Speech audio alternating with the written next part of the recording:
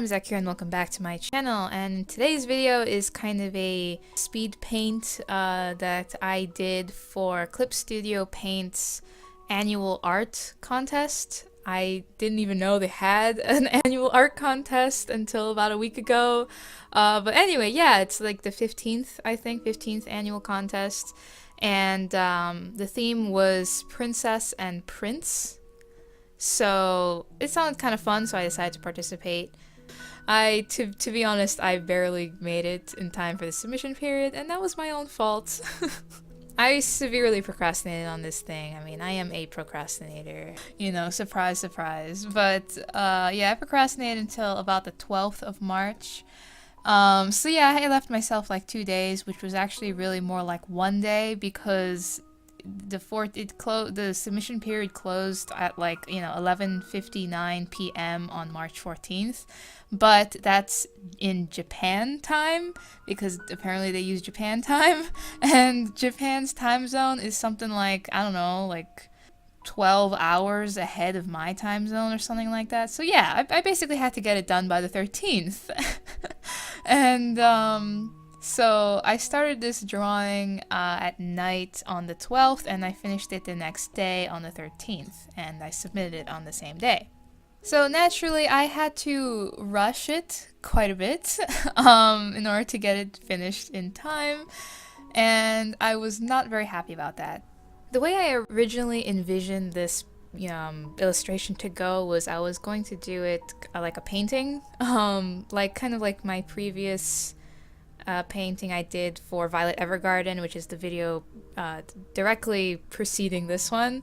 And as you guys know, because I've mentioned this before, I have recently been experimenting a lot with painting digitally, just experimenting with brushes and really just not relying as much on line work anymore, and really just kind of, working with colors and so forth. However, it takes me quite a long time to render paintings. The Violet Evergarden fan art, as I mentioned, took me around 9 hours and over the course of 2 or 3 days. But this time around, I did not have that time, as I had to get this done within 1 day. So I kind of realized for the first time ever in my artwork that I knew I was not going to have enough time to do what I originally wanted to do. And, it is kind of silly because I put myself in that situation. I would have had plenty of time if I had started working on it the moment I heard of the competition, but I didn't. But yeah, it was the first time I ever was put in a situation, or I ever put myself in a situation where I wanted to do something. I had an idea of how to do it, but because of time restraints, I wasn't able to do it. Because, I'm not a professional artist. I don't work for anyone, and I don't really have deadlines most of the time. I do have self-imposed deadlines for certain things. Like, for example, I'm doing the monthly character series, so I have to get, one character and story done every month. And there's a deadline there, and you know how I procrastinate with that stuff as well. But I guess I've never procrastinated that badly, in the sense that I've never actually procrastinated to the point that even once I actually sat down to do it, I knew that I would not have enough time to do it the way I originally wanted to do it. It was quite a strange experience, to be honest. I mean, because I had to, for the first time realize, what could I do to get it done in time, and have it not suck. Making those decisions and basically cutting corners. I cut a lot of corners when it came to the rendering of this thing. I ended up, instead of not relying on the line work, I ended up completely relying on the line work. I actually had to go back in and line everything, even though originally I wasn't going to, but I did that because I needed to define the shapes with those lines, because I didn't have enough time to fully render and shade everything to the point that if you were to remove the lines, everything would still be crisp and make sense. The shading was actually so sloppy to the point where I actually that's where the whole cloudy concept for this painting came from. If once you see the finished piece, you'll notice that the whole overall piece has this kind of, I guess, dreamy feel to it. The edges of the painting and the background are all very cloudy, very foggy, and so forth. And the reason that I did that wasn't intentional. Well, it was intentional, but it wasn't my original idea. The reason I did that was so that I could get away with not fully shading in the dude. Because I basically just blotted out everything that was going on the top of the screen and on the bottom of the screen, and really just focused my rendering time on the main focus of the illustration, which was their hands and a kind of their face. But even then, I still didn't really render their face and their hands as well as I wish I had.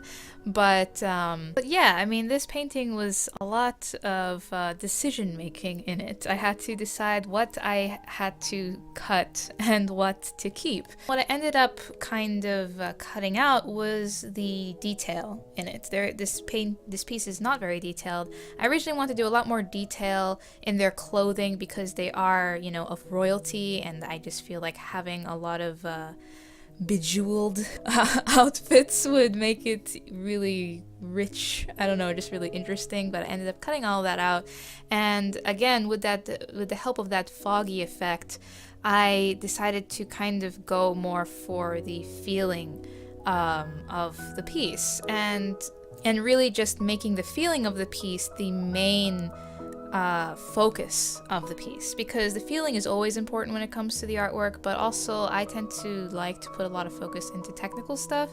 Sometimes I'd say I put too much focus into the technical and not enough into the feels.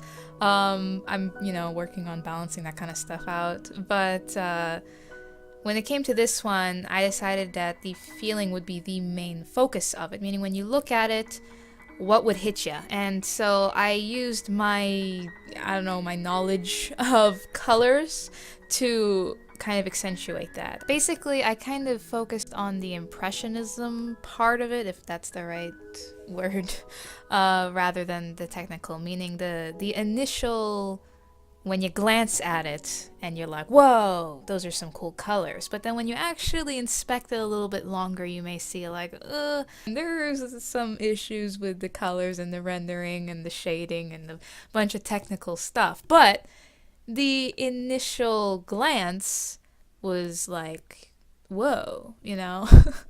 I mean, I think a good painting has a good balance between the technicalities and that initial impressionism. I think the impression is important because that's where the feeling comes from.